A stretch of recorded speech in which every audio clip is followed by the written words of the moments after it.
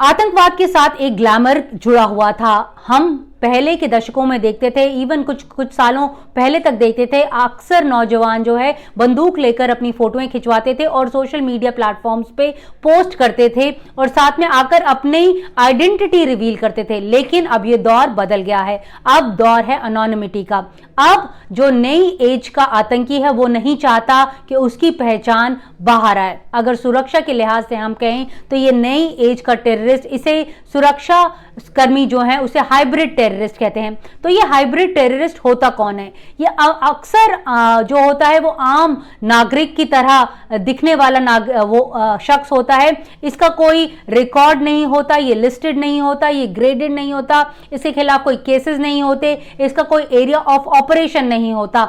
ये अपना जो टारगेटेड किलिंग होती है वो करता है और उसके करने के बाद गुमनामी के साथ अपनी रोज की दिनचर्या में दोबारा से लग जाता है। यही वजह है कि जो सुरक्षा कर्मी हैं उनके लिए ज्यादा मुश्किल आ रही है इन तक पहुंचने के लिए। जम्मू कश्मीर में अभी जो है एक ड्राइव चल रही है जिसमें यह पता लगाने की कोशिश की जा रही है कि जो भी तरह का आतंकी है, चाहे वो स्लीपर सेल के साथ एसोसिएटेड हो, ओवरग्राउंड वर्कर हो, एक्टिव टेररिस्ट हो, उनको आइडेंटिफाई किया जाए। जब मैंने पुलिस वालों से बात की कि उनसे समझना चाहा कि ये हाइब्रिड टेररिस्ट होता कौन है, तो उनका ये कहना था कि जो हमारे दुश्मन देश हैं वो नहीं, वो जो है एक टैक्टिकल मूव उन्होंने अपनाया है और वो सिक्योरिटी फोर्सेस जो ऑलरेडी एक आगे के दौर पे चल रही है, क्योंकि जम्मू कश्मीर में जो आतंक है वो लास्ट स्टेजेस में है, वो उस दौर में डिफीट करना चाहते हैं सुरक्षा कर्मियों को। क्योंकि हमने देखा है अभी हाल फिलहाल में सुरक्षा की जो फोर्सेस हैं, वो जो सिक्योरिटी फोर्सेस हैं, या तो वो आतंकियों के साथ इंगेज करती हैं या अरेस्ट करती हैं या फिर इनकाउंटर्स करती हैं। तो इस लिहाज से उन्होंने एक नया टैक्टिकल मूव किया है ताकि एक जो गुमनामी की जिंदगी जो नई एज का टेररिस्ट है वो जिए। जम्मू कश्मीर में अभी फिलहाल 150-160 आतंकी जो हैं वो ऑपरेट कर रहे हैं, जिनमें से 80 के आसपास जो है वो फॉरेन टेररिस्ट हैं और बाकी जो हैं वो लोकल टेररिस्ट हैं। दिलचस्प बात यहां पर यह है कि जो लोकल टेररिस्ट की तादाद है वो पिछले 2 दशक के बाद 2 दशक से हमेशा ज्यादा रहती थी, लेकिन अब जो है वो कम हुई है और फॉरेन टेररिस्ट की जो तादाद है वो ज्यादा हुई है। अगर हम केंद्रीय गृह मंत्रालय के आंकड़ों के बारे में बात करें तो इस साल लोकल रिक्रूटमेंट जो है वो सिर्फ 12 हुई है। 2022 में ये 100 थी, 2021 में 125 थी और 2020 में 160 थी। यानी जो ग्राफ है वो नीचे आता जा रहा है। लेकिन सबसे चिंता की जो बात है सुरक्षा बलों के लिए कि अगर जम्मू कश्मीर में सिर्फ 150-160 आतंकी जो हैं वो ऑपरेट कर रहे हैं, लेकिन जो हाइब्रिड टेररिस्ट की वहां पर तादाद है वो 4 से 5 गुना ज्यादा है। यानी अगर 150 टेररिस्ट वहां पर अभी है तो लगभग 600 के आसपास हाइब्रिड टेररिस्ट जो है वो वहां पर एक्टिव है, जिस तक पहुंचना उनके लिए बहुत एक संगीन काम है, जिसके लिए वो लगे हुए हैं। जो स्टेट इंटेलिजेंस एजेंसी है वो लगातार जो है वो कार्रवाई कर रही है। यही वजह है कि जो एक स्पेशल ड्राइव जो है वहां पर शुरू की गई है।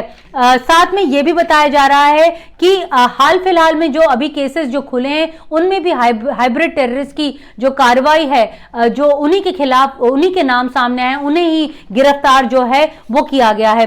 दिलचस्प बात यहां पर यह भी है कि आज ही केंद्रीय गृह मंत्रालय ने लोकसभा में अपनी स्ट्रैटेजी जो है वो खोली है और उसमें बताया है कि किस तरह से राउंड द क्लॉक जो नाकाज हैं स्ट्रैटेजिक पॉइंट्स पे लगाए जाते हैं, कॉर्डन एंड सर्च ऑपरेशंस जो हैं वो इफेक्टिवली किए जा रहे हैं ताकि जो आतंकियों की जो तादाद है वो कम की जाए। साथ में अलग अलग strategies, day and night area domination exercises की जाती हैं और साथ में डिप्लॉयमेंट जो है वो अलग अलग तरीके से की जाती है ताकि एक सरप्राइज एलिमेंट भी जुड़ा रहे, ताकि जो कार्रवाई है वो हो। यही नहीं, आइडेंटिफाई किया जा रहा है कि जो लोग इन हाइब्रिड टेररिस्ट को भी जो एड करते हैं, एबेट करते हैं या किसी तरह की मदद देते हैं, तो ये सब कार्रवाई जो है वो लगातार की जा रही है। यही वजह है जो केंद्रीय गृह मंत्री हैं वो कह रहे हैं कि अगले 2 से 3 साल में हो सकता है कि जो जम्मू कश्मीर में आतंक का दौर है वो सबसे कम हो। लेकिन जो हमारी सुरक्षा एजेंसीज हैं वो कह रही हैं